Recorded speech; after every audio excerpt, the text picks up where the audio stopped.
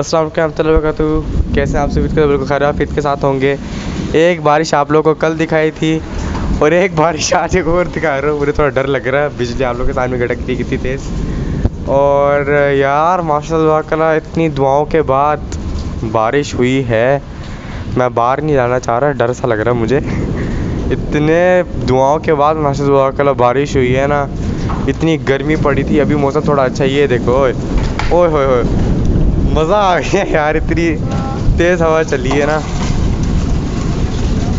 ये देखें माशाल्लाह अल्लाह। मैं आप लोगों को बाहर जाकर दिखाता अगर बिजली रुकी तो। बिजली खड़कना बंद ही नहीं हो रही, देखा।